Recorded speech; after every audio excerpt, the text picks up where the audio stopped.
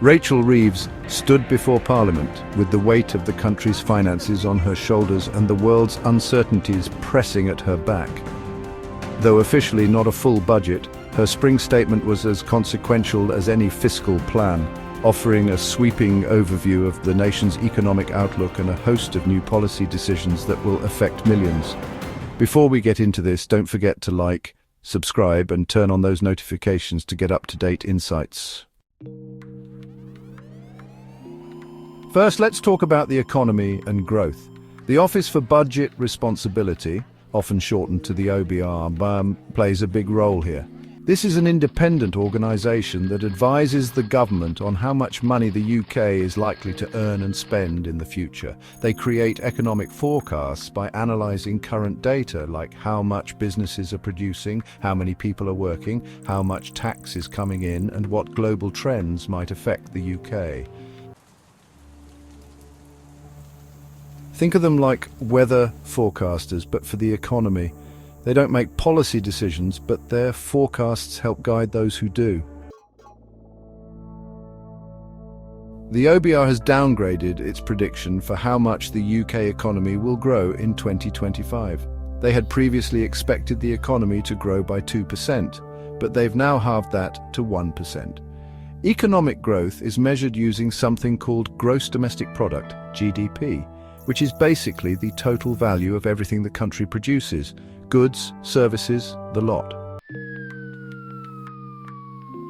If GDP grows more slowly, it means businesses aren't expanding as quickly, fewer jobs may be created, and wages might not rise as fast.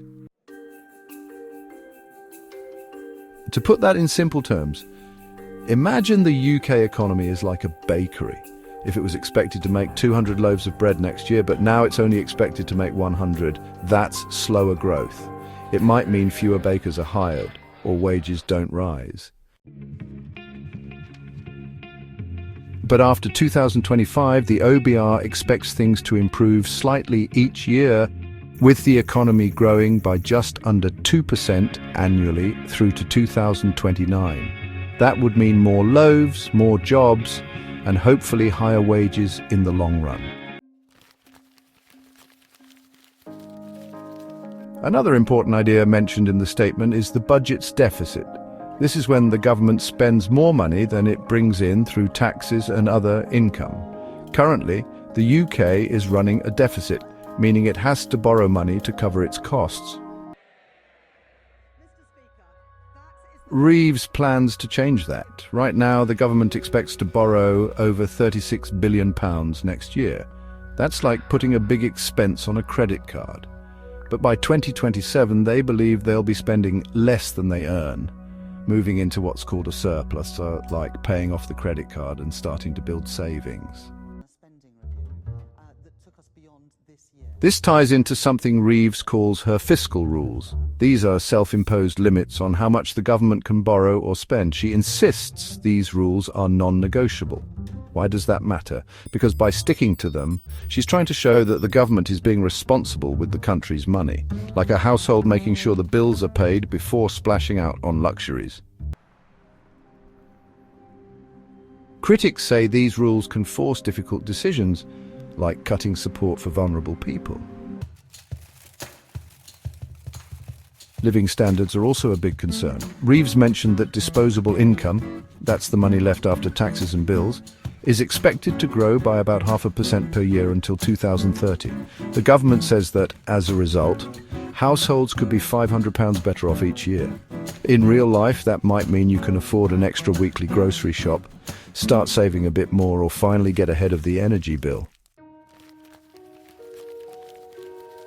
However, this slightly brighter picture is overshadowed by painful cuts to welfare.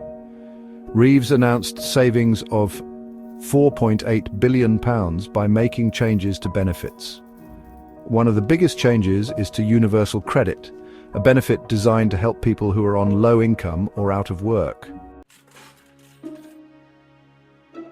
There's a part of universal credit called the health element that gives extra money to people who are too ill or disabled to work. That element will be cut by 50% for new claimants starting in 2026 and won't rise with inflation, which is called a freeze. So if inflation makes prices go up 10% over the next few years, the health element stays the same, which means it's worth less and less over time. Let's say someone is currently receiving £100 a week because of a disability. Under the new rules, a future claimant might only get £50, and that amount wouldn't increase even if rent, food or heating costs rise. Over time, this means struggling to pay for essentials. In addition, about 800,000 people will no longer be eligible for another type of support called Personal Independence Payment, or PIP. This benefit helps cover the extra costs of living with a long-term health condition or disability. These changes will save the government money, but they'll also mean that many people who previously relied on support will receive less or none at all. The government says these reforms are about helping people into work, suggesting that fewer people should be permanently excluded from the workforce.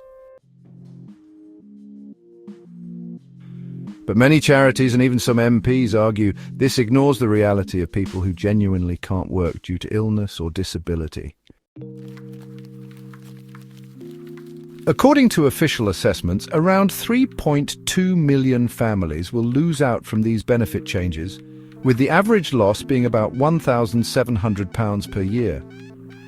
Most of these families, about 96%, include someone with a disability. For some, the loss could be as much as £4,500 a year. On the other side, about 3.8 million families are expected to gain, but the average gain is just £420 a year, which is much smaller.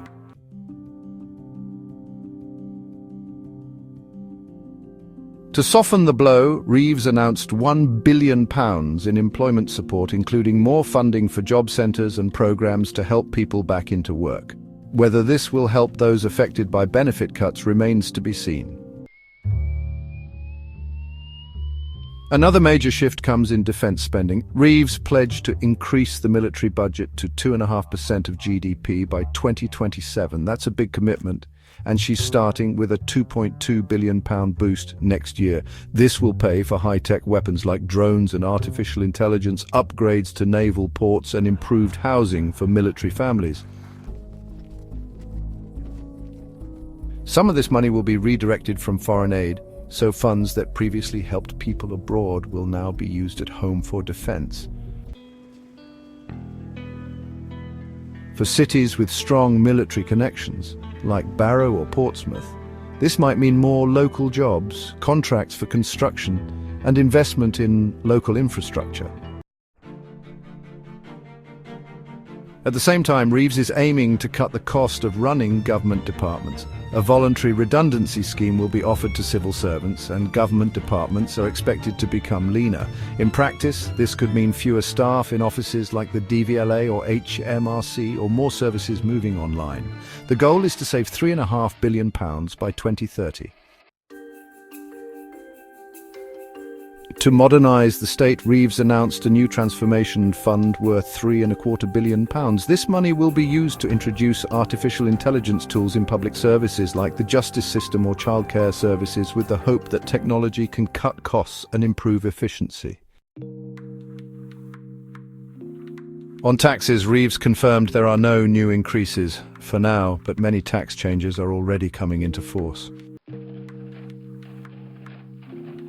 One key concept to understand is the freezing of tax thresholds. Normally, the amount you can earn before you start paying income tax, called the personal allowance, goes up over time to match inflation. But if that threshold is frozen and your wages go up even slightly, you end up paying more tax even though your real income hasn't improved.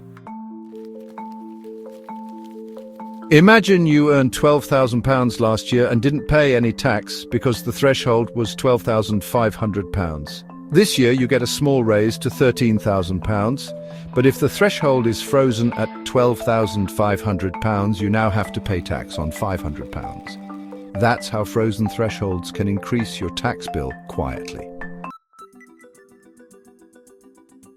Overall, the UK's tax burden, the total amount of tax collected as a share of the economy, is set to reach a record high of 37.7% by 2027. That means more money from people and businesses is being collected than at any time in the past.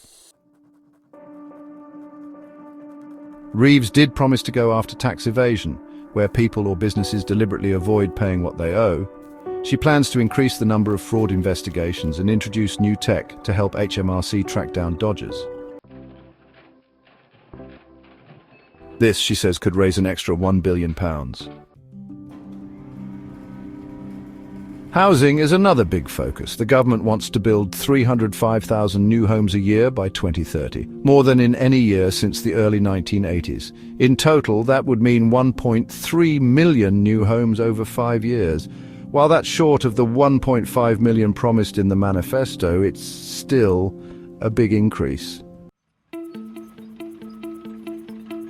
The idea is that more houses being built will make it easier for people to buy or rent a home, and could even bring down prices in high-demand areas.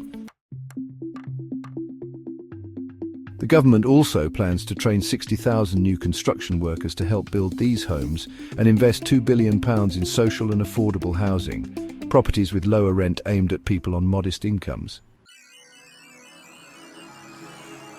This effort is expected to give the economy a small boost, around 0.2% of GDP by 2030 and 0.4% by 2035. It might sound small, but even minor increases in GDP can mean more tax revenue and more money for services like schools and hospitals. The market reaction to Reeves' announcements was generally stable. Government borrowing costs, measured by something called bond yields, dipped slightly, meaning investors aren't panicking. The pound dropped a little against the dollar and euro, but not enough to worry most economists. So what does all of this really mean for ordinary people? If you're in work and healthy, you may see little change, though you might feel the effects of frozen tax thresholds or rising housing supply. If you're disabled or rely on certain benefits, your support may be reduced. If you live in a military town, you may see more investment and job opportunities. If you work in the public sector, your department could face budget cuts or restructuring. Rachel Reeves' spring statement paints a picture of cautious control. She wants to spend where it will help the economy grow, cut where she believes it's necessary, and hold the line on borrowing. Whether this approach will succeed depends on how the economy performs and how the public reacts to the trade-offs she's chosen to make. Hope you enjoyed our breakdown of the April statement, and don't forget to like and subscribe. Until next